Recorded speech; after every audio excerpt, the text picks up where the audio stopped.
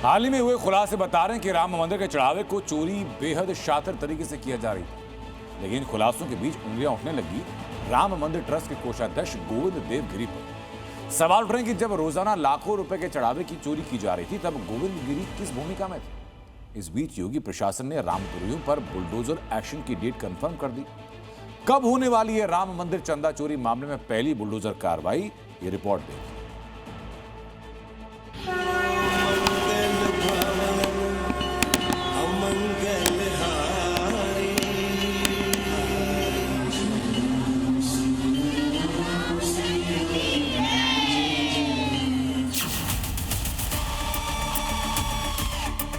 कोषाध्यक्ष भी जिम्मेदार हैं। गोविंद देव गिरी जी कोषाध्यक्ष हैं, उनकी जिम्मेदारी है। पहला जिम्मेदार तो कोषाध्यक्ष होता है। राम मंदिर चढ़ावा चोरी मामले में जल्द एक और इस्तीफा। चढ़ावा चोरी के आरोप में ट्रस्ट के एक और बड़े अधिकारी का नाम जुड़ने वाला है। जिस राम मंदिर को आज के स्वरूप में देखने के लिए सनातनियों ने 500 सालों का इंतजार किया, उस मंदिर पर आज जब सनातनी पताका लहराने लगी तो चढ़ावा चोरों ने करोड़ों हिंदुओं की आस्था को छलनी कर दिया। हर बीतते दिन के साथ नए खुलासे करोड़ों राम भक्तों को परेशान कर रहे हैं।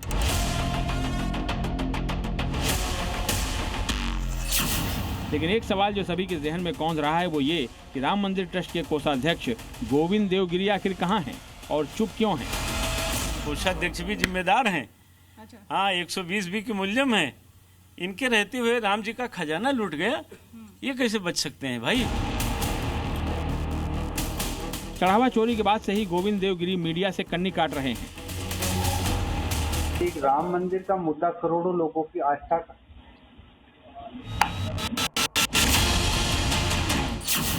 पिछले दिनों गोविंद देव गिरी सामने भी आए थे मीडिया के सवालों से, लेकिन वो भागते नजर आए थे। होंठ पर उंगली रखकर निकल लिए थे। महाराज जी, राम मंदिर को लेकर गोविंद देव गिरी कटघरे में इसलिए हैं क्योंकि वो राम मंदिर ट्रस्ट के कोषाध्यक्ष हैं। इन पर ही मंदिर के दान प्रबंधन की पूरी जिम्मेदारी है। वित्तीय निगरानी का जिम्मा भी इन्हीं का है।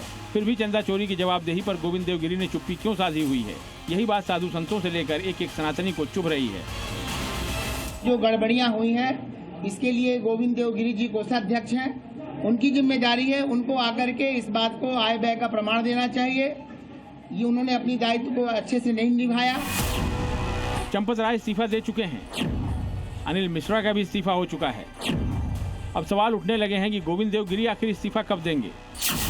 अयोध्या के संतों से लेकर अविमुक्तेश्वरानंद भी कोषाध्यक्ष पर सवाल उठा रहे हैं। पहला जिम्मेदार तो कोषाध्यक्ष होता है, तो गोविंद देव गिरी वो कोषाध्यक्ष है। वहाँ पर आप लोग उनका भी नाम नहीं ले रहे हैं। कोष में गड़बड़ी है तो कोषाध्यक्ष बिल्कुल बाइज्जत बरी है। अभी तक कोषाध्यक्ष जी नहीं आए। पैसे का लेन देन का ही तो मामला है और कोष ही प्रमुख है। चारों तरफ से कोषाध्यक्ष की भूमिका पर सवाल उठने लगे हैं।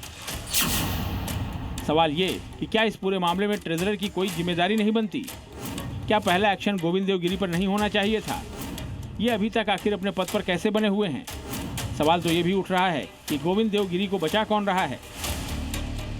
मामले में वित्तीय पारदर्शिता के नियमों का पालन न करने को लेकर कोषाध्यक्ष भी संदेह के दायरे में हैं। इसीलिए बहुत संभव है कि जल्द ही ट्रस्ट के कोषाध्यक्ष स्वामी गोविंद देव गिरी से पूछताछ हो जाए।